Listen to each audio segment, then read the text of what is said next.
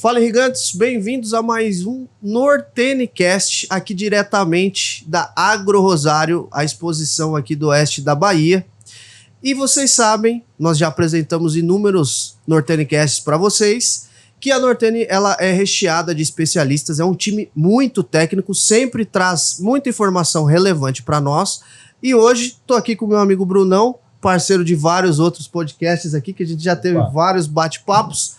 E trouxe ele para me ajudar para mais um bate-papo aqui especial, com mais uma expert aqui focada na Bahia. É isso mesmo? Boa tarde, prazer, né, estar aqui com vocês. Né? Sou Jucimara Rodrigues, né, agrônoma, formei em Manaus e especialização em irrigação, né, através de um convênio que teve o governo do Brasil com a Espanha, né? Formei em 89, né, nesse curso de especialização em irrigação, e passei pela iniciativa privada, que eu tinha uma empresa de projeto, elaborando projeto de irrigação e projetos para financiamento bancários, e posteriormente fui trabalhar no governo do estado, através da ADAB, fui diretora-geral da Secretaria da Agricultura, superintendente dos distritos industriais, e hoje estou trabalhando com a Nortene, né? Então, estou aqui nesse desafio de fazer parte dessa família Nortene, né, com muitos produtos e buscando aplicações em diversas culturas, diversas regiões do estado. A senhora é manauara? Não, sou baiana, de Ribeira do Pombal. Olha, coisa boa. Eu morei um ano em Manaus também, uma região fantástica. E, inclusive, a gente vai falar das diversas culturas aqui da Bahia. Para chegar um pé de alface lá em Manaus, na época que eu estava lá, era R$10 um pé de alface. Então, a dificuldade logística do local. E que, se a gente for fazer um paralelo com a Bahia, com a infinidade de culturas, que cada região que a gente andar nesse estado aqui, que é maravilhoso, eu gosto muito, eu já falo que eu já sou 50% baiano, que eu fico metade do meu tempo aqui, cada região é muito diferente. Né? Eu tive a oportunidade de rodar oeste da Bahia, e lá na região de Barra, Xique-Xique, Irecê, tem a Chapada também do pessoal de hortifruti. Então a gente tem inúmeras culturas sendo plantadas aqui na Bahia, né? E nada melhor que a senhora para poder passar um filtro aí para nós, né? Para entender um pouquinho melhor desse estado aqui, né? Pois é, né? A Bahia tem uma diversidade muito grande, né? Tanto de climas, né? Que a gente diz assim, é tudo semiárido, mas em verdade nós temos uma diversidade de solo, nós temos cultural também, né? Então nós temos produtores que têm desenvolve a agricultura de forma diferente, né? Então você vê aí o boom que é o oeste da Bahia, né? Que nós estamos aqui no Agro Rosário, que a cada dia cresce, né? O oeste, segundo informações, a gente vai passar aí de 400 mil hectares para 1 milhão em breve, né? Em breve, nos próximos 8, 10 anos. Então é uma região muito arrojada, né? E na Bahia nós temos assim diversas culturas, né? E em alguns ambientes você consegue produzir culturas similares. Exemplo, né, nós temos aqui no oeste o cacau, né, que está chegando forte. Né? Nós temos hoje o maior viveiro de mudas de cacau do mundo, está aqui no oeste da Bahia. Então, nós estamos com uma perspectiva, né, de o cacau aqui a pleno sol, né, que foi desenvolvido aqui, o cacau a pleno sol. Então, você for comparar com o cacau lá da Cabruca, lá da região do sul da Bahia, né? Então, hoje está se produzindo de forma diferente aqui, nessa região, e está sendo está indo para outras regiões esse conceito de cacau a pleno sol, inclusive na região cacaueira, né? Então, é uma novidade feita aqui na região oeste que está indo para outras regiões e vai avançar muito, né? Então, você tem, por exemplo, o Vale do São Francisco, né, que nós temos lá também uma diversidade muito grande de culturas. Nós temos a uva, temos a manga, temos melão, temos horte também, que a gente tem a cebola. Né? Então, essas culturas, né, que também demandam produtos da Nortene. Temos no extremo sul o mamão, né? Então, na região de Itamaraju, Teixeira de Freitas, Eunápolis, nós temos mamão, que era a região maior produtora de mamão, né, da Bahia. Então, lá também temos uso dos nossos produtos, né, e além também da indústria que a gente fala, né, mas dos plantios de árvores, né, a questão do eucalipto, que também lá tem muito, cresce a cada momento no extremo sul. Temos a região ali do Cealba, né, que é uma região também que está bastante promissora, onde os grãos estão chegando, inclusive já tem plantios de soja. Eu, particularmente, já visitei produtor de soja naquela região, então é uma novidade, e a gente acredita que aquela região vai ser um novo, uma topiba de forma mais reduzida, mas também de forma bem empresarial, né? E naquela região também nós temos ali a citricultura, né? A gente sabe que a citricultura em São Paulo teve o problema do HLB, né? Também na Flórida teve o problema lá do HLB, que é uma praga que fez com que a redução na produção e outras áreas pudessem ser exploradas com relação a essa cultura, né? Por conta que o preço aumenta e o produtor vai realmente onde tem maior ganho, né? Então, o citros está sendo uma alternativa também para diversas áreas na Bahia. Nós estamos tendo um crescimento muito grande, não somente na região ali do litoral norte, mas também outras regiões da Bahia também está crescendo com a citricultura, né? Nós temos a região da Chapada. Na Chapada nós temos muito batata, morango, né? Então as frutas vermelhas também estão vindo forte naquela região, além de uva e café, que já é uma tradição também. Café, os melhores cafés do Brasil estão naquela região, na região da Chapada. Nós temos ainda na região sudoeste também a café, tem pecuária também, que tem uso para nossos produtos, né? A silagem, a lona de silagem nossa. Então, a Nortene está em todos os cantos da Bahia. Cantos da Bahia. A Bahia, a gente pode falar que ela é um país aqui dentro do Brasil, né? Pela diversidade de culturas dela e pela extensão territorial também, né?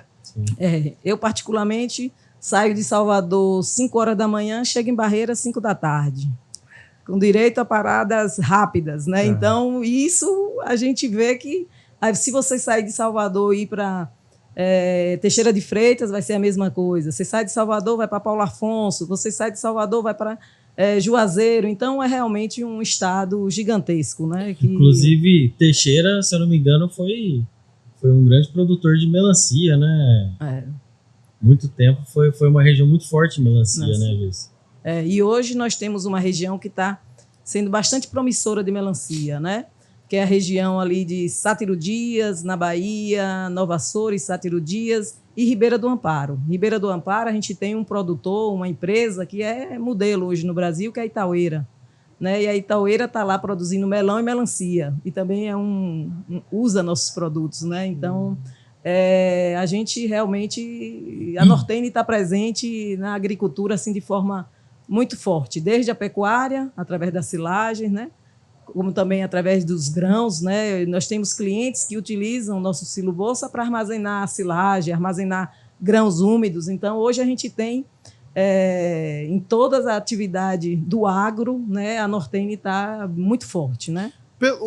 A Nortene tendo fábrica na Bahia, isso daí facilitou também essa difusão de... Porque a Nortene, ela tem uma infinidade de produtos, né? Qualquer finalidade que a gente for falar de cada cultura que tem no estado, a Nortene tem o produto que vai ajudar o produtor rural. Tendo essa fábrica, essa logística ajudou bastante? Com certeza, né? É um diferencial a fábrica, né, que fica em Simões Filho, né? Nós temos 2 unidades em Simões Filho. Nós temos a unidade da Santeno e a Multitec, né? A Multitec é uma novidade, né, dentro do Grupo Nortene, porque, inclusive, é nosso primeiro ano de uso efetivo no campo, que é a Polimanta Wrap, né? Então, os rolinhos de algodão, a gente esse ano já está disponibilizando, né, aos produtores essa tecnologia Nortene, né, que teve todo um desenvolvimento dessa tecnologia, né? A gente pensa que plástico é só fazer as misturas ali e está pronta, né? Na verdade, tudo tem tecnologia, né? Para cada cultura, para cada clima, para cada uso, né, você tem que efetivamente empregar uma série de conhecimentos para você ter um produto de qualidade, né? Um produto que realmente entregue aquilo que ele propõe entregar. Esse é o grande diferencial da Nortene, né? Um ponto que eu fiquei surpreso também foi da própria Mangueira Santeno. porque eu acredito que se todo mundo de casa for olhar no jardinzinho lá, aquela fitinha que tá irrigando o jardim, todo mundo tem uma Santeno em casa, Brasil afora, né? É algo que eu fiquei surpreso. Falei, caramba, até isso daí é da Nortene? E a Santeno ali ainda tem uma outra questão, né? Nós temos 3 tipos de mangueira Santeno e elas não são iguais.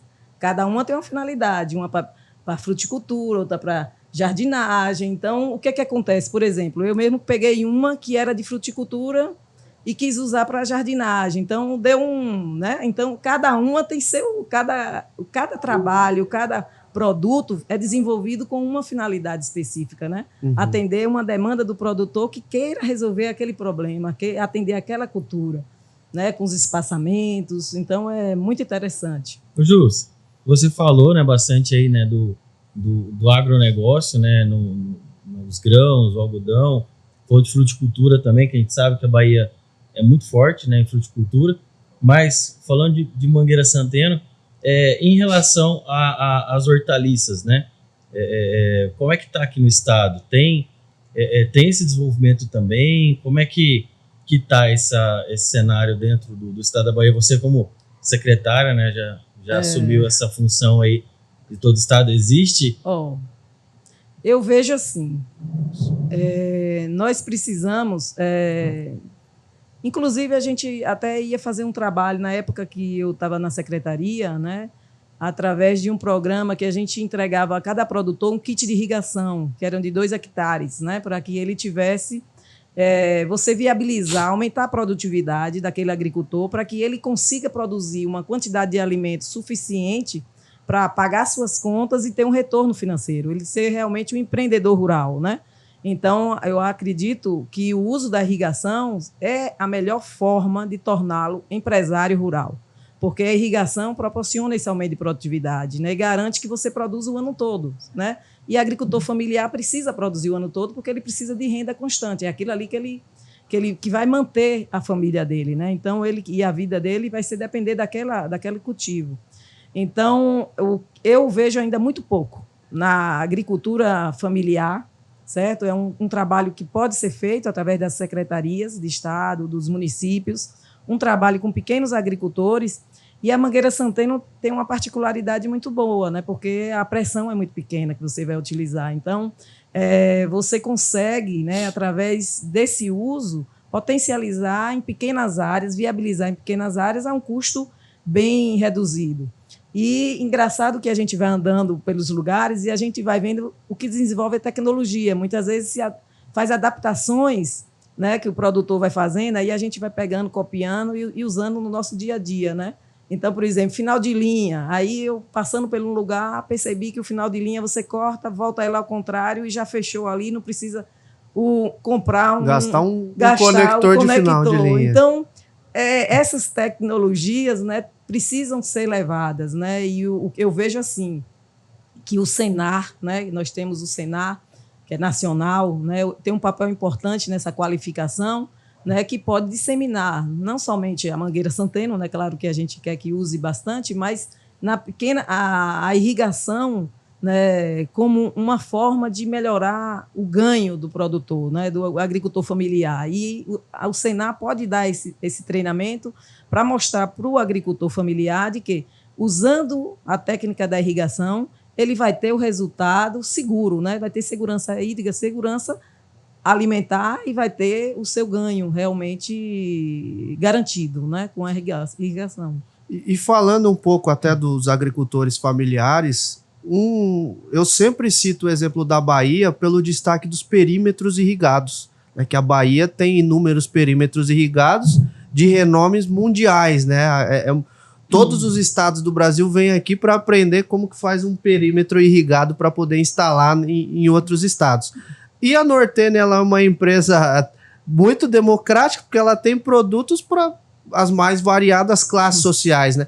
E nesses perímetros, o que a gente poderia ter de aplicação Nortene? Eu visitei Maniçoba, Mandacaru, Tourão, Bebedouro, Nilo Coelho, na região ali de Juazeiro, Petrolina, né? Fui para Bom Jesus da Lapa, o distrito de Bom Jesus da Lapa. Fui em Irecê, que é o Baixio de Irecê, né? Então, visitando esses distritos, o que é que eu verifiquei, né? Muitos hoje estão utilizando, por exemplo, nós já fornecemos para esses distritos, né, alguns deles, já geomembrana, né, nossa Polimanta Agro, geomembrana, para que possa fazer os reparos. Muitos, porque esses distritos eles foram construídos em 1978, 68, então são distritos muito antigos, que estão passando por necessidades de melhorias, né, então tem muito vazamento. O bem mais rico que nós temos hoje, que é um bem que não é, como é que se diz assim, que precisa ser controlado, é a água, né? Então é um recurso que a gente diz é escasso, né? E é um recurso muito disputado. Então, esses distritos eles utilizam o quê? O Rio São Francisco, né? Então o Rio São Francisco ele é utilizado de diversas formas, desde de Minas Gerais até a sua foz, né? Então é muito uso dessa água. Então, o que é que a gente tem que pensar sempre em economia dessa água para que a gente possa produzir mais e melhor com responsabilidade, né? Então, esse é o lema da Nortene e a gente precisa realmente estar mais próximo, né, como um instrumento, a questão da nossa geomembrana, para reduzir essas infiltrações, essa perda de água. Eu visitei em vários, né? A questão maior é porque, como o recurso que faz a manutenção é da venda da própria água, né? Então, eles não têm muitos recursos para esse investimento.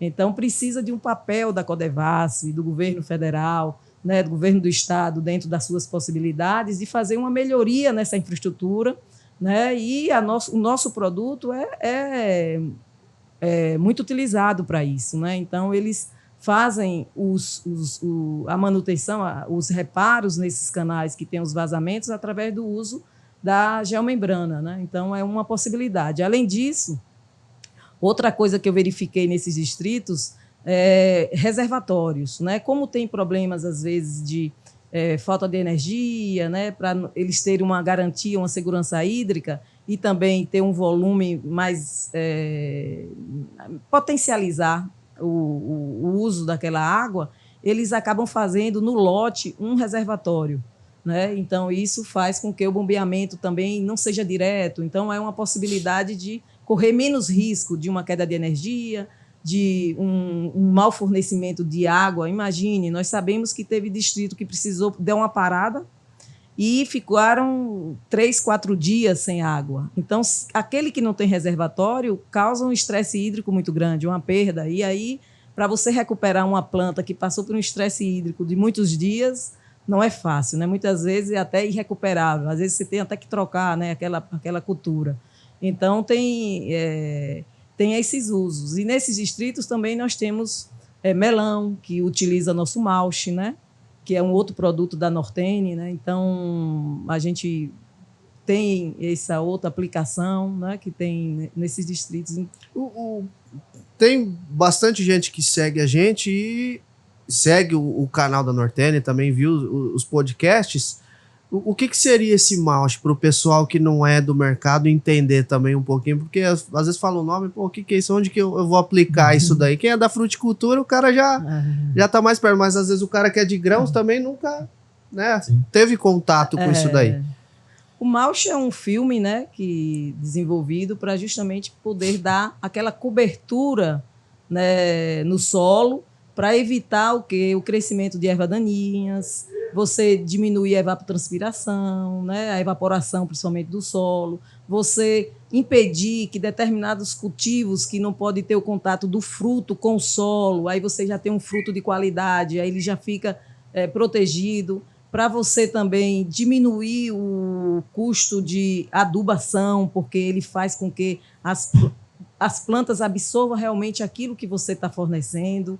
Então, você tem condições de dar um conforto térmico, porque você diminui a insolação, os raios solares, né, através da própria proteção, da tecnologia que é feita nesse filme, né, de proteção. E hoje nós temos um grande problema, né, no Brasil, que é falta de mão de obra. Eu visitei alguns produtores que disseram o seguinte: sem malte eu não consigo produzir mais. Por quê? Melancia. Porque quando eu termino de limpar a minha área, a outra área já está totalmente suja. Então, eu não tenho mão de obra mais disponível. Então, o Mauch viabiliza essa forma entendeu? De produzir com menos mão de obra, você utilizar sua mão de obra de forma mais eficiente, porque você controla essa utilização da mão de obra, né? Então, você, pelo menos no crescimento da erva daninha, né? Do mato, você vai ter esse controle mais eficiente, né? Então, é uma tecnologia muito boa, né? Você tem como você ter muitos ganhos utilizando o Mauch, né? Não só na redução de custo, mas também na produtividade do cultivo, na melhoria dos recursos. O Bruno aí, que é especialista também no Mauch, pode contribuir, né, com essa especificidade sobre o Mauch, né, Sim, Bruno? sim. Não, acho que você foi excelente aí na explicação, Jus, né? Falou realmente os pontos principais aí em relação a esse material, né, Alan? Mas eu concordo com a Jus que o principal benefício é sim esse ajuste, né, essa melhora que a gente tem em relação à mão de obra, né? A falta de mão de obra que a gente tem hoje, e não é só no segmento da agricultura, né, Josemar? Qualquer segmento que a gente for olhar hoje no país é um viés aí que a gente precisa avaliar, né? E não estamos falando só de mão de obra qualificada, né? É mão de obra de fato, né? Então, é isso que a Josemara falou. Então, se não existisse essa tecnologia, talvez o cliente nem seria viável essa produção para ele, né? Dentre outros fatores, né, que é a economia de água, a gente está protegendo o solo ali, né? Esse filme ele acaba fazendo, né, uma proteção ali e ajuda, né, desde proliferação de fungo, bactéria, na própria estrutura da planta, né? Você vê uma planta bem mais formada, enfim. E a redução de água com a irrigação localizada, né? Que é um dos motivos também que, às vezes, também sem o Mauch, uma irrigação localizada não teria a mesma eficiência, né? Do que com a utilização dessa tecnologia, né, Lucimar? E vem crescendo a utilização? Vem crescendo, né? Eu tenho nesse estado aí, nesses 2 anos aí, em várias regiões da Bahia, né? Então, você vê o uso, por exemplo, na cultura do morango na Chapada, né? Não se produz morango sem usar Mauch. Você vai para a melancia, para o melão, né? Você está também utilizando muito, como eu falei, lá no mamão, o mamão, que era a gente não via o uso do Mauch no mamão, já está sendo uma utilização, né, expressiva. Então, no HF, né? Então é outro também que você produzir hoje HF sem Mauch é uma coisa assim, ou você tem que usar muito herbicida, que não é o desejado hoje para a questão de alimentos que você alimenta diretamente, né? Então o ideal é que você reduza ao máximo o uso de agroquímicos, né? Para que você tenha um alimento mais saudável. Então o Mauch dá essa condição de pelo menos reduzir o uso do herbicida, né? Então é algo que a gente tem visto que está crescendo muito e está crescendo em todas essas regiões que eu estou falando, do Nordeste, do Oeste, né? Inclusive, a gente estava conversando, bom, estamos na feira aqui há 3 dias, né? E a Jucimara, nós tocamos num ponto aí, em cima da irrigação localizada, que é tua área também, né? E eu nem tinha o conhecimento de que existia um aspersor de 300 ml, né? Eu sempre trabalhei um pouco com irrigação também, só que eram aspersores aí de 2 litros, 1 litro, enfim. E hoje a gente chegou nesse nível, né, Jucimara, de microaspersão, de aspersores ali, de uma lâmina d'água muito, muito baixa. E olha a complexidade, né? Então, se não existir o Mauch, provavelmente você nem consiga uma formação de bulbo dentro dessa técnica. Dessa cultura, né? Não daria como, né? Você num solo arenoso, por exemplo, você utilizar um gotejador de 300, 350, 400 ml por hora, né? Então, como é que você ia possibilitar a formação do bulbo ali para você nutrir toda aquela planta, as raízes crescerem, pegar aquela água, os nutrientes, se não tiver uma cobertura como o Mauch, né? Fica difícil. Então, e a gente vê que a tendência é o uso cada vez maior, né? Porque a água, como a gente falou, é um bem que a gente tem que é escasso, né? É caro, não é barato, porque mesmo bombeado você gasta energia e cada dia o controle maior, né? Na questão das outorgas e tudo mais. Então é importante a gente estar buscando sempre o uso de tecnologias que venham a mostrar mais eficiência no uso da água, né? Você que trabalha com o mundo aí da irrigação. Com certeza. Tanto de geomembrana, tudo, né? A gente bateu muito na tecla no uso aqui de geomembrana. Essa possibilidade do Oeste Baiano crescer em área irrigada é muito por conta de termos bons produtos para revestir reservatórios. Porque aqui a gente já tem vazões pré-delimitadas de acordo com a quantidade de poços que o produtor pode ter na fazenda dele. Mas, por exemplo, uma média minha dos meus projetos aqui do oeste da Bahia é que o produtor vai irrigar 1.000 hectares, mas ele tem água para 300. Então, se não tivesse piscinões, não seria impossível irrigar os 1.000 hectares. Né? Então, olha a força que contribui com tudo isso daí e quanto custa no projeto final, né? Isso daí não chega a ser 15% do reservatório completo, a geomembrana é 7% do valor de investimento de um projeto total. Né? E para você sair de 300 para 1.000 hectares irrigados, né? Para quem é da área da irrigação, fica encantado com isso, né? Não, é uma região realmente fantástica, né? Não somente pela essa capacidade que esses grandes produtores, né, que desbravadores, que tiveram essa coragem, são grandes empresários, que não foi fácil. Se você conversar com cada um produtor que chegou no Oeste, como eles chegaram, de onde eles vieram e o que eles transformaram essa região, é fantástico. E a gente sabe que a irrigação foi fundamental, né, para que hoje nós tivéssemos essas produções, tanto no algodão como na soja, no milho, no arroz, né? Aqui o café. Então, essa região aqui é uma região realmente fantástica, né? De diversidade, de produtividade, mas é porque eles são muito eficientes e os reservatórios, sem eles, não seria possível alcançarmos o que estamos vivendo hoje aqui, né? Então, a realidade só tem a crescer, né? E não se consegue produzir se não tiver os piscinões, não. A gente sabe disso. Na agricultura irrigada aqui do Oeste, é necessário fazer. E você utilizar um produto de qualidade duvidosa no investimento que representa esse percentual e que você sabe que um reservatório bem feito, com material bom, vai ter que durabilidade, né? 30 anos, 40 anos, 50 anos, a gente tem reservatórios com mais de 40 anos. Então, esse é um investimento de longo prazo, não é de curto prazo. Então, você tem que ter realmente esse conhecimento na hora de selecionar o produto que você vai utilizar no seu piscinão, né? Eu costumo falar para os clientes que o pivô e a geomembrana é um investimento de sucessão. Então você tem que pensar muito bem o projeto que você vai implantar, como que você vai deixar toda a sua obra, vai realizar toda a sua obra, porque é a longo prazo. Aquilo ali, provavelmente o filho daquele produtor ou até o neto ali vai chegar a tocar o investimento que o pai iniciou lá atrás, né? E eu assisti uma palestra essa semana passada, né? Falando justamente sobre a questão do cultivo irrigado, né? O papel que ele tem na sustentabilidade, né? Então, por exemplo, os órgãos de meio ambiente, os órgãos de licenciamento, né?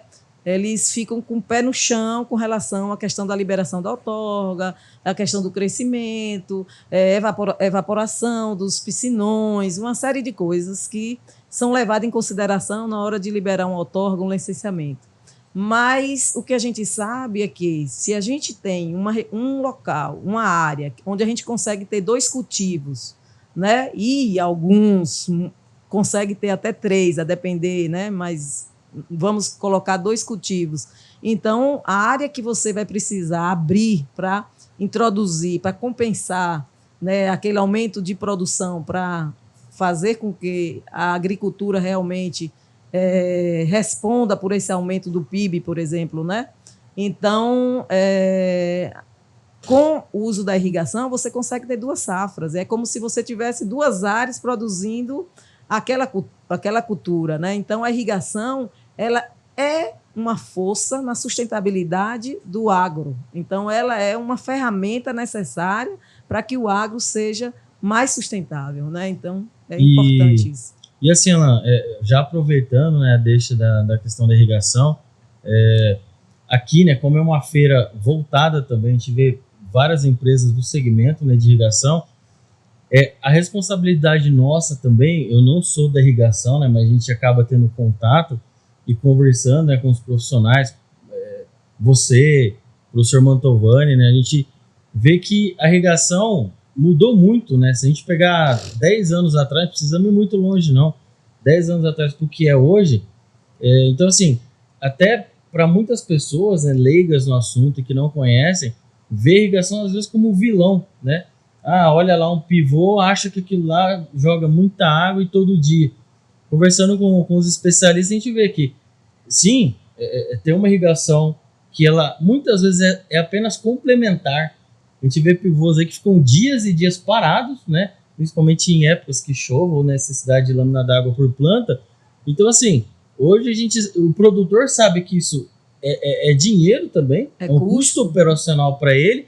Então, assim, hoje já está no nível de ficar dias e dias, até meses ligado e só fazer uma irrigação em um período e na hora certa também, né? Porque tem horários para fazer irrigação. Então, é uma irrigação complementar, né? Então, olha só onde que a gente chegou, né? Não é usar água de qualquer jeito, né? Essa responsabilidade a gente vê trabalhando nesse meio que realmente existe muita responsabilidade com esse tema. A gente vê que é tratado muito seriamente entre os produtores, porque ele sabe que é um custo operacional para ele e que se ele não tiver aquilo, ele não produz mais, né? A minha esposa, que não é da área, ela é advogada, procuradora do município, ela foi no evento, numa feira agrícola comigo, a gente rodando os estandes, vendo algumas palestras, e ela comentou, nossa, mas vocês só falam de sustentabilidade aqui no evento. O pessoal não imagina o tanto que nós mesmos, do próprio setor, a gente se cobra, né? Eles não têm noção lá, como internamente na Nortene, por exemplo, a cobrança interna de cada um com relação à qualidade, com relação à sustentabilidade, da onde está vindo a matéria-prima, como que a gente elabora tais produtos, porque na aplicação no campo vai se comportar de um jeito ou de outro, né? Uhum. Toda essa cadeia inteira, o pessoal não tem noção de como funciona dentro das indústrias, né, do nosso setor. E melhorar justamente a eficiência do uso dos recursos, né? E a gente sabe que a água, né, é realmente esse recurso indispensável à vida humana, à vida terrestre, à vida de qualquer ser, né? Então, a gente tem que ter esse olhar diferenciado, né? E o agricultor e o irrigante hoje, né, que não é aquele irrigante que usava aquela lâmina sem controle, hoje é tudo controlado, né? Então, a lâmina hoje você controla minuto a minuto, né? Hoje está na palma da mão, né? Então, de qualquer lugar você está controlando e a eficiência do uso da água é fundamental. Eu acho que o projeto de irrigação começa agora de trás para frente, né? Você diz assim, não, eu tenho X de água e vou conseguir irrigar tanto, não é isso? Então, a gente faz de trás para frente e daí a gente vê essa água eu tenho que produzir no máximo de área e obter o máximo de produtividade.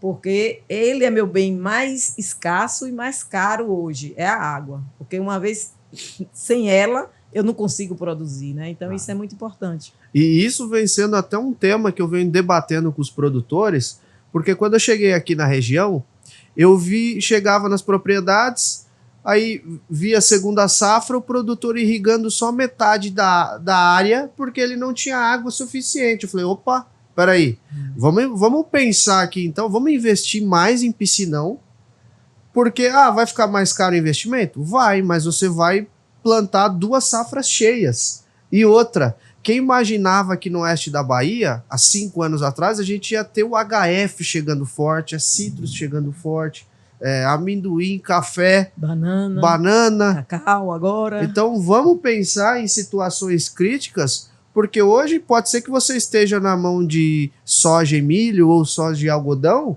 mas no futuro você pode ter uma diversificação de culturas ali para pulverizar riscos, né? Minimizar riscos, porque é uma segurança também para o produtor, às vezes ele ter várias culturas internamente da propriedade, né? Com certeza. E falando agora que eu lembrei, né, que existe também o distrito da Codevasf entre São Desidério e Barreiras, né? E eu tinha me passado. Eu não visitei, mas eu sei que ele foi muito importante para justamente fazer essa disseminação do uso da irrigação, né? Então foi importante esse distrito aqui também para a região, né? Com certeza. Eu esqueci de falar. Ali, aquela região ali, aquele outro perímetro que tem de barreiras também, barreira sentido barra, é muito importante hoje na formação de opinião sobre o cacau, por exemplo, do que está acontecendo, mudas, genética. O pessoal tá vindo de fora para aprender aqui na Bahia o pessoal da Schmidt sempre recebendo Riachão das Neves. Riachão das Neves, o pessoal recebendo gente da África, gente de outros países para ensinar sobre o cacau. Porque também explodiu a nível mundial, né? Então, onde que estão produzindo? Brasil, vamos lá na Bahia, vamos aprender com o pessoal lá que... E nos preços que estão aí, as cotações, né? Tanto café como cacau, Café tem que cuidar cacau. bem e irrigar. É isso mesmo. E se a gente puder fazer um resumo para os produtores rurais, vamos dividir, vamos imaginar o estado da Bahia da esquerda para a direita, começando pelo oeste baiano. Quando a gente vê o oeste baiano, as culturas que nós temos aqui, o que a gente pode falar de produtos nortene? Silo bolsa, geomembrana para reservatório, Rápido algodão. O malche, né? Para culturas, tanto HF como também culturas perenes nos primeiros anos de plantio pode ser utilizado, né? Se não é, por exemplo, feito com pivô, né? Então, se você tem uma irrigação localizada, você também pode estar utilizando. Pode utilizar o malche, malche, né? também. Temos outro, além, né, geomembrana, silobolsa, tem também as zonas de cobertura, né? Porque nessas áreas também tem a necessidade, né, de cobrir adubos, enfim, outros insumos que fica também a campo, e a gente tem esses materiais, não diretamente, né, Jússi? A silagem também, né? Sim, Nós temos sim. produto pecuária, né? A pecuária silagem. também está sendo forte aqui. Tem regiões aqui de pecuária, tem grandes áreas, tanto pastejo como confinamento, aí acaba também utilizando a silagem, pequenos produtores também aqui tem, não só são os grandes, né? Também pode ser um uso. E até dentro do café e do cacau... A secagem. Sim, a secagem, porque como a gente também produz filmes agrícolas, né, para a estufa agrícola, a secagem ela é feita dentro de uma estufa, né, com filme ali transparente ou com filme difusor, enfim, depende qual é o nível de secagem que o produtor queira e que faz a cobertura para poder garantir essa secagem do grão, né, da semente. Nos graneleiros também, né? O pessoal agora vem revestindo. Igual o pessoal estava explicando ontem para nós, né? Da situação do revestimento do graneleiro para facilitar em limpeza, segurança, né? Do pessoal que vai fazer a manutenção no silo. Se a gente for mais... Umidade. For um pouquinho mais para o meio da Bahia, a gente chegando ali em Chapada, de Irecê até Chapada ali...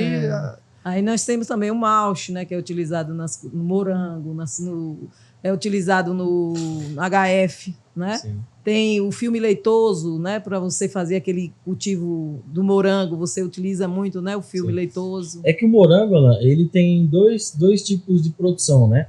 Tem o mini túnel, igual a Jucimara comentou, que são estruturas menores, né? Normalmente vinculada a uma agricultura mais familiar, né? Que são pequenos espaços onde faça a cobertura para garantir uma qualidade para o morango. Porém, a gente vê na Chapada, principalmente, a transição, né, para alguns cultivos, também estufas com pé direito alto.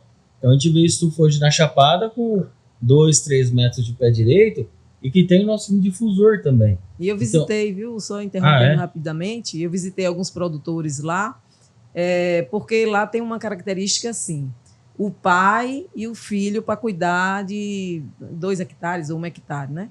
E aí o que acontece? O pai já está idoso, então a questão ergonométrica, né? Para você mexer no cultivo ali, ficar agachado o tempo todo, está prejudicando muito. E aí, como o filho mais jovem, ele acaba indo mais para a área de gestão, muitos deles estão indo para a área de gestão, e aí para dar um conforto melhor e dar uma melhor condição, né, de trabalho, eles estão fazendo o cultivo suspenso. Sim. Né? É porque a gente pode falar, né, que a gente meio que verticaliza a produção, né? Então, existe um substrato, né, onde a planta se desenvolve, irrigação localizada, porém, o malte é utilizado, a estufa, e esse canteiro que antes ficava no chão, agora a Simara falou, ele é elevado. Então, existe uma estrutura simples, até às vezes em madeira, eucalipto tratado, que você sobe, né, em coisa de 80 centímetros, mais ou menos, de 60 a 1 metro, dependendo o desnível, enfim, que você tiver de terreno, e que isso facilita. Então, antes, quando eles colhiam agachados, né, Josimar? Fazia os tratos culturais, né? Hoje o trato é feito de pé. Então, o produtor de pé, ele consegue fazer o toalete do tomate, consegue fazer a própria colheita, enfim, as inspeções gerais ali. Então, não precisa mais, não tem essa necessidade de agachar, né, ficar numa posição que vai comprometer a saúde desse trabalho de longo prazo. E que muitas vezes isso é até o que afastava, né, Simária, a sucessão familiar, porque o filho via o pai naquela condição. Eu não quero fazer isso. Não quero isso para mim. Então, a hora que a gente começa a tecnificar mais a agricultura, isso facilita também a volta até, né, dos filhos ao campo e outras pessoas também que estejam interessadas, porque é uma demanda em toda a região, né? Não é só na Bahia, né? E na medida que o pai vai envelhecendo, vai indo para a gestão, o filho vai passando novas técnicas de fazer esses controles de custo, vendas e tudo mais, e o filho vai indo para fazer os tratos e acaba ele, não, agora eu estou mais confortável, né? Vamos, dá para trabalhar. A gente até brincar, né, Simara, que antigamente quem vivia na roça, né? Eu sou de família de produtores também, tinha essa visão, né? Não, você não vai trabalhar na roça, você vai estudar e sair daqui. Então hoje a gente vê ao contrário, né? O filho sai dali, sai para estudar e depois trazer tecnologia para que aquilo ali evolua. Para estar na roça, você tem que estudar hoje em dia. A gente está vendo muito aqui no Oeste, né? Você vê que os filhos dos produtores estão fazendo aí vários cursos, não só agronomia, mas também administração, outras, né, formações, e cada vez se especializam mais, né? Vão buscar estágio, formações lá fora para qualificar mais e a cada momento, né? De fato, havendo uma sucessão, né? Uma sucessão, é importante. Aqui é um exemplo de sucessão, é o Oeste da Bahia. E ali na região da Chapada, eu acredito que também vai haver um momento, está próximo de acontecer, um momento de reengenharia, igual está acontecendo em Minas, onde a briga por água ali já está severa, né? E o pessoal vai precisar de piscinão para poder expandir a área irrigada. Né? Não sei qual que é a sua opinião, que está ali diretamente, né, com o pessoal, está mais próximo. Eu visitei, né, eu estive tanto nos grandes, né, como Hayashi, Igarashi, Progresso, Dois Irmãos, né, e eles já fazem uso, né, dos reservatórios, né, então não consegue hoje produzir, inclusive lá a batata, você faz a rotação, né, então você tem um pivô, e esse pivô você produz a batata, depois você coloca a braquiária e vai produzir 3, 4 anos depois naquele mesma área. Por quê? Porque, primeiro, a rotação, por conta da questão da forma de cultivo mesmo, que é com a rotação que eles fazem, mas também porque ele não tem água para cultivar todas as áreas, entendeu? Então, o pivô acaba sendo móvel, né? Eles ficam movendo o pivô de uma área para outra para poder explorar ao máximo a área, né, de forma mais eficiente, com a rotação de cultura, e também porque não tem água, né? Então, o piscinão permite que ele consiga ter mais água, né?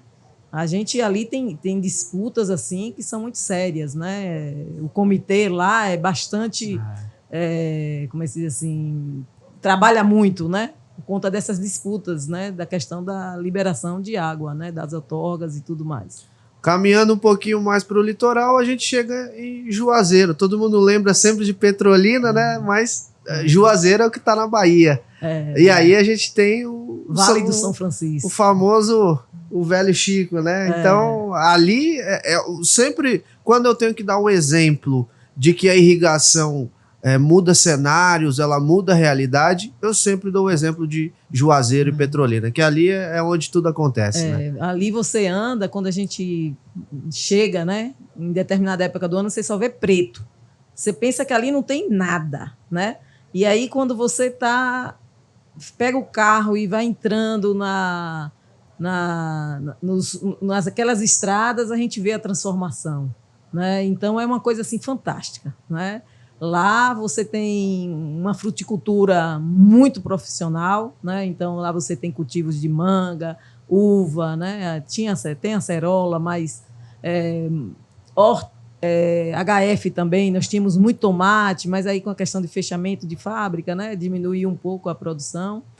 E cebola, tem muita cebola. Então, lá é uma coisa fantástica, né? E lá a gente tem usos também, né? Como a gente falou, na questão dos canais, nos reservatórios, o mulch, né? O cultivo protegido, né? Hoje também a gente estava falando sobre a hidroponia, né? Então, a hidroponia também é uma forma de uso do filme agrícola, né? Onde você possibilita um cultivo protegido que tem uma alta produtividade. E ali você tem um controle das pragas, controla a temperatura, controla o alimento, né, que você vai no fornecimento dos nutrientes, do que a planta precisa, na hora que ela precisa. E você tem uma alta produtividade, né, com cultivo protegido, né? Então, é um outro uso também do nosso produto. Além da silagem, que lá também tem muita pecuária, né? Nós temos pecuária. Temos bovino, temos caprinos, né, que também precisa também fazer uma reserva estratégica, né, você fazer uma silagem, um feno e proteger, né, cobrir. Quem tem galpão guarda dentro do galpão, quem não tem que ser protegido, né? Então a gente está evoluindo muito nessa área. Inclusive, Alan, para quem não conhece, né, a gente falou, né, caminhamos praticamente todo o estado da Bahia e sempre teve a geomembrana, mas o Rio São Francisco, né, grande parte, né, da transposição dele é feita com o nosso material também. A nossa geomembrana, ela reveste os canais, né, de transposição justamente para essa finalidade, né, levar água, né, aonde precisa.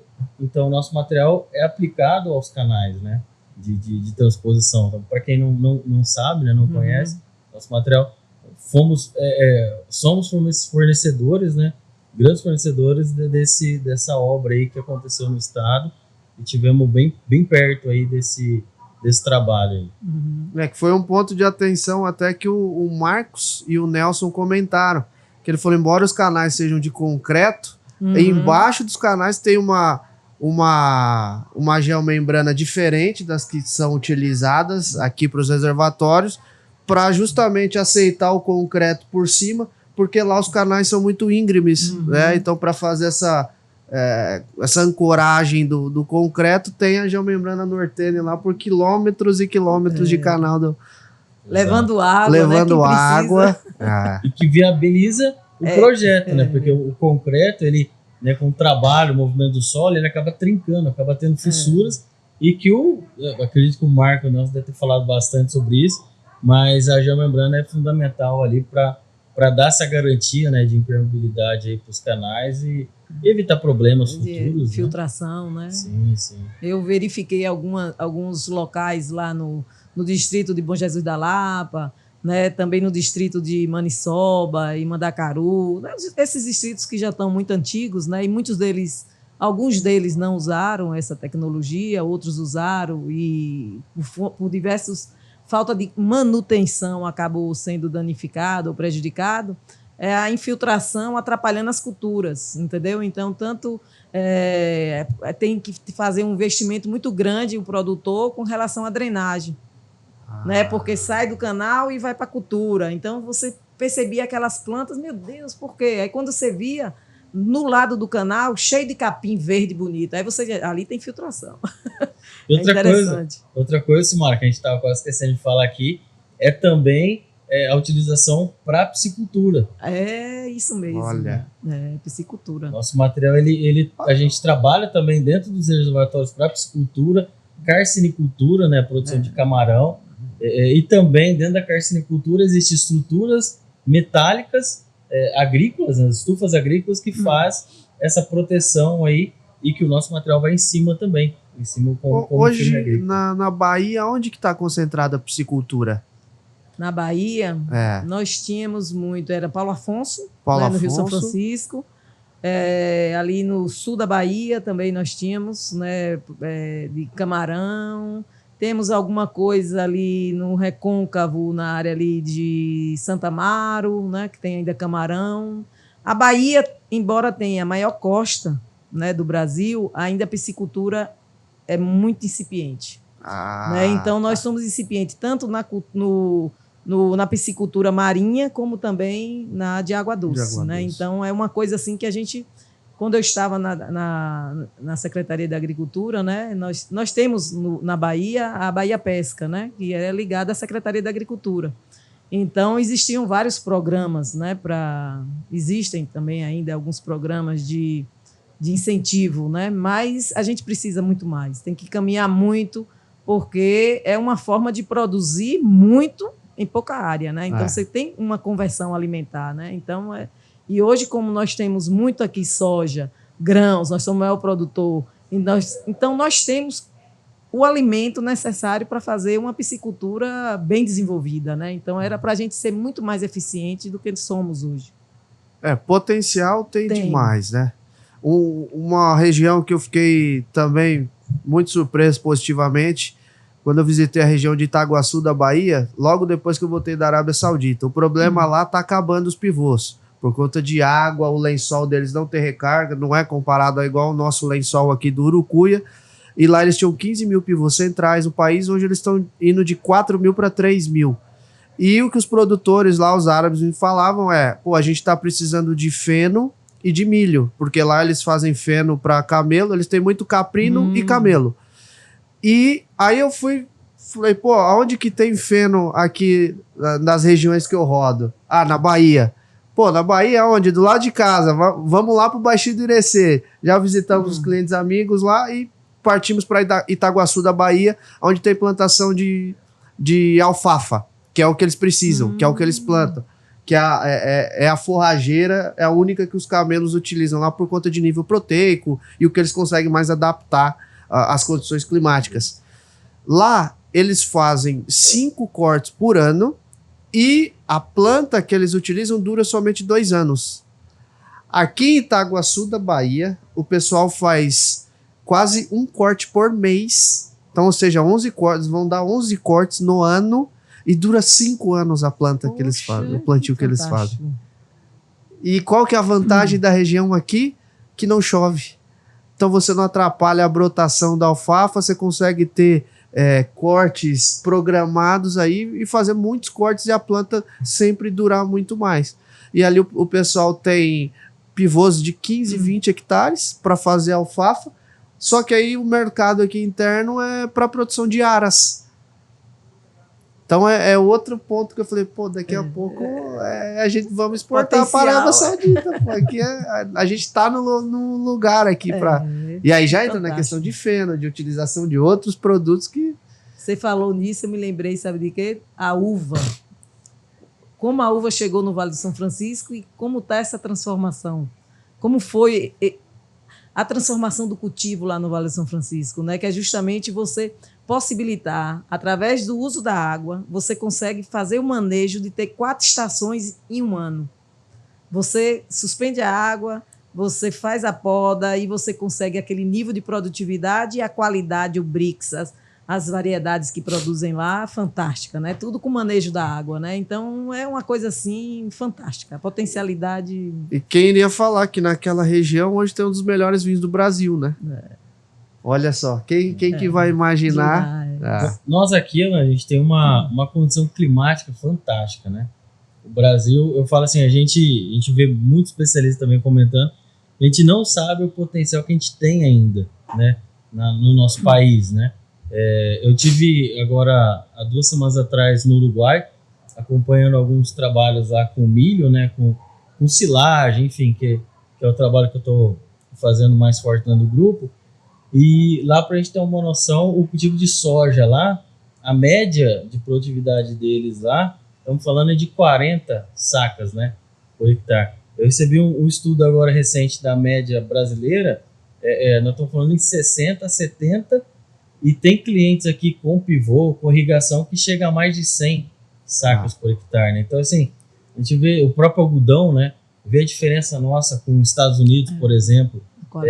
E esses países nunca conseguem chegar nem perto da nossa produtividade média, né? Então, é fantástico, realmente. E a gente vê que nas mesmas áreas, eles não vão conseguir ter 2 cultivos, né? Por conta da questão climática. Né? Por mais que eles queiram, não vão conseguir. E a gente consegue, né? E um ponto, assim, que é fato. Isso me surpreendeu muito. Eu costumo falar para todo mundo, assim, ó, qualquer região que você for, Europa, Estados Unidos, Oriente Médio, Ásia, Oriente Médio e Ásia, mas condições diferentes, nós temos os melhores técnicos agrícolas, os melhores agrônomos do mundo estão aqui. As melhores cabeças, Embrapa, tudo, as organizações aqui, Codevasf, os melhores do mundo estão aqui, para qualquer tipo de cultivo. É incrível a capacidade técnica que o Brasil tem, com as condições que tem, porque se a gente for analisar, por exemplo, os Estados Unidos, tem muito mais horas de sol na produção e a gente está produzindo mais que os caras. Soja, por exemplo, milho é mais complicado, mas soja a gente está produzindo mais que eles. Então, a nossa capacidade de adaptação aqui com o que a gente tem em mãos é muito grande, né? E a gente vê até pelos próprios produtos da Nortene, igual a gente estava conversando hoje mais cedo sobre o material para os fardos de algodão, né? Foi pensado para o clima brasileiro, para as máquinas que estão colhendo com a realidade local, né? Então, nós estamos numa situação crítica aqui comparado com o mundo, né? Sim, é terreno, é tudo, né? Inclusive, Alan, igual a gente já falou no nosso bate-papo aí, realmente, tudo que a gente pensa a nível Brasil encaixa em qualquer lugar do mundo, né? Porque aqui a gente tem condições de climas, né, extremos, e que a gente não encontra em outro lugar. Ou é só frio ou é calor. Aqui, na mesma época do ano, a gente encontra calor de 40 graus e no mesmo dia, à noite, caindo para 12, 13 graus, 15 graus. Então, é muito brusco nessa conversão térmica aí. E, então, assim, pensamos sempre, realmente, a maioria das vezes, no desenvolvimento dos materiais, nas condições nossas aqui. Porém, isso, né, reflete aí, exportamos para mais de 30 países, né? Então, o que a gente faz aqui facilmente atende às necessidades de outras populações também. Só para complementar, né, que você falou da Barra, né, Barra do São Francisco, eu estive em um evento, né, que acontece anualmente de fruticultura lá, quer dizer, foi o primeiro, mas vai ter esse ano. E lá, eu visitei os israelenses lá, né, a produção de cacau. Eles produzem cacau, produzem coco. E você, olhando o solo, você diz, não, é impossível produzir aqui. Areia pura. E eles hoje estão transformando, né? Então, assim, você com tecnologia, você consegue fazer o solo produzir, né? Você tendo a água, você manejando bem, usando as técnicas corretas, você consegue fazer com que uma área que você jamais imaginaria, como no deserto hoje, já tem produção, né? Então, é importante, né, usar essa tecnologia para melhorar a produção, a produtividade, né, no Brasil a cada instante. E nós temos, como você falou, muita mão de obra qualificada para fazer isso acontecer, né? Com certeza. E a Nortene é um parceiro nessa, né, nessa busca de produzir mais, né? E melhor com responsabilidade, né? Isso aí. Bem, acredito que a gente abordou bastante sobre os produtos da Nortene, como a Nortene está aqui na Bahia, como a Nortene vem se destacando tecnicamente e com a qualidade dos produtos que ela possui. Se vocês quiserem deixar um recado final aí para os nossos ouvintes, alguma mensagem para eles, como eles podem encontrar vocês nas redes sociais também. Eu gostaria de fazer uma pergunta para a Simara. Aproveitando todo esse contexto, isso tudo que a gente levantou, o que você vê, Simara, dentro desse leque todo, né, que a gente apresentou aqui, desde mangueira, malte, silobolsa, algodão e jamembrana, o que o produtor baiano ou brasileiro, enfim, o produtor agrícola, seja pequeno, médio ou grande, o que isso agrega na atividade dele? O que você vê de fato, assim, sem pontuar produtos, mas toda essa gama de materiais, o que a agricultura brasileira tem a desenvolver, a ganhar, a melhorar com esses materiais? O que eu posso dizer é que com o uso, né, dessas tecnologias, né, ele certamente vai conseguir produzir muito mais, né, e produzir com qualidade, né, vai conseguir entregar ao cliente, ao consumidor, né, aquele que precisa do produto, um produto de excelente qualidade, né? Então, eu vejo que os nossos produtos é um parceiro, né, do produtor rural, porque ele vai conseguir extrair, né, da sua produção aquilo que ele efetivamente está buscando, né? E reduzindo custo, pensando sempre nessa questão de redução de custo, melhorando os recursos disponíveis e tendo um aumento de produção e de produtividade, consequentemente de produção, né? E fazer o papel que o agro faz hoje no Brasil, né? Sem o agro, nós teríamos um déficit na balança comercial e estaríamos passando por momentos muito difíceis, né? Então, o agro é realmente o bom do Brasil é o agro, né? Não. E a Nortene é uma parceira, né? Com certeza, com certeza. Significa muito aí, corresponde a estar presente aí em grandes atores aí do agro nacional, né?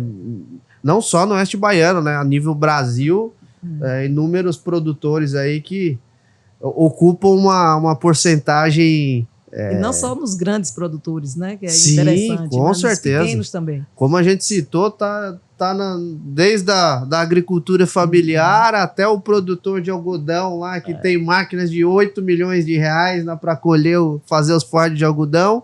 Então a Nortene ela tá com uma gama de produtos que ela consegue atingir a qualquer produtor rural hoje. Que tenha no território nacional e internacional, né? Em quantos países a Nortene está distribuindo produtos também, né? Mesmo.